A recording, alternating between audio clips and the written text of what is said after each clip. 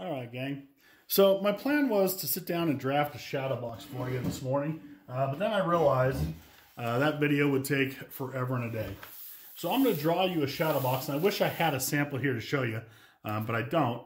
But if you go to my Instagram page and go to EMS Tech Ed, there's all kinds of samples of shadow boxes you can look at to get inspired, and so you kind of know what we're going to be building. That would be the best way to go, is go to EMS Tech Ed on Instagram, follow me, and you can check out the cool things that we're doing and what we've done in the past on shadow boxes. So what I have here is I have a piece of paper. I'm going to sketch for you a shadow box. I want you to draft yours, okay? So do the best you can with the tools that you have to draft the shadow box. So let's assume this is my piece of paper, and I'm just going to sketch one for you. So I always start out with the bottom board, and the bottom board goes across the bottom, and it goes up, and it comes back. And that board is 11.5 by 3/4, okay? And it goes back 2 inches, but I'm going to draw the front of it first.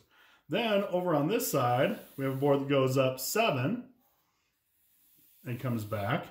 And on this side, it goes up 7 as well and back. And each one of those are 7 and 7. And then there's a board that goes across the top that's 11.5 again, and it goes back. So we have basically a box. I'm going to put 11.5 up here. Okay, and all these boards are 3/4 thick. 3/4 thick lumber. This is why I never write like this, because it's hard to see. All right, and then the next thing we're going to do is we're going to put some dividers in here.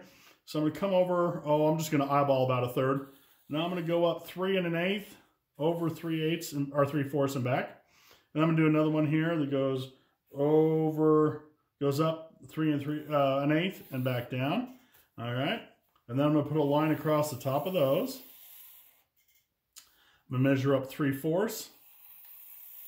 Put a line across those. And then there's a piece here and here. This looks weird with that sticking up. I didn't go quite high enough up. All right, so that's the basic shape of my shadow box. This piece in the middle is 10 inches long. And each one of these, I'm going to write down here, is 3 1/8. Okay, and this is 3 1/8. And this is 3 1/8. All right, so there's the basic flat shape of my shadow box. And then I'm going to come in here and make this 3D. So this is going to go back 2 inches, back 2 inches, back 2 inches, back 2 inches, back 2 inches. And then I'm going to connect them so they all touch. Now, you were probably asking why I drew both those lines and not just the corners. And I drew both because I want you to show that this board goes all the way past and underneath this board here. Same thing up here, okay? So now I have the outside as 3D. Now we're going to come in and make the inside 3D. So I'm going to go 2 inches, 2 inches, 2 inches. I'm going to write that down here. That's 2 inches that way. 2 inches, 2 inches. And then I'm going to connect this and that, and this and that, and this and that, and this and that, and this and that. And haha, I have a shadow box. Now, what we do is we fill each one of these little boxes, each one of these little containers with different material. Then I put a piece of glass on it, and we trim it, and we have a completed shadow box, which will look pretty nice. So what I want you to do is sit down and draft this up for me. But you're probably thinking right about this minute, well, wait a minute, Mr. Hager, if that thing is truly as big as you say it is, it's not going to fit on our paper because it's bigger than a sheet of paper. And you're right. So what we're going to do is we're going to scale this. We're going to cut all these numbers in half. So when you draw it, we're going to cut all of these in half. So instead of 7, we're going to go 3 1/2 there. Well, this marker may not work great. Let me see if I have something else that works better so that you can see the different colors. So let's try this Sharpie. So we're going to say this is 3 1/2 over here. This is 5 3/4. Hopefully you can see that. This would be 3 1/2. This would be 1. Half of 10 would be 5. Half of 3 1/8 is 1 9/16. Okay? So when you draw this, you're going to cut all the measurements in half.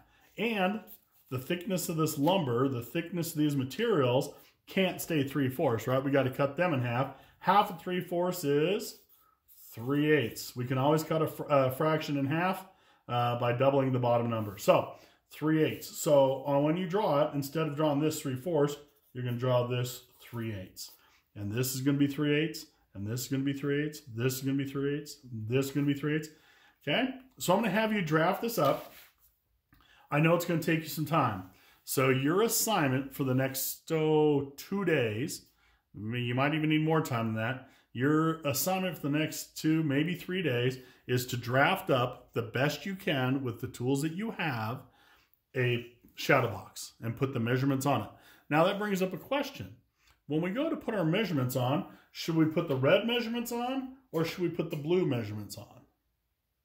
The answer is put the blue measurements on. Even though we're drawing it half size, when we put the measurements on, we want to put the full size measurements on so someone doesn't accidentally build it half size, okay?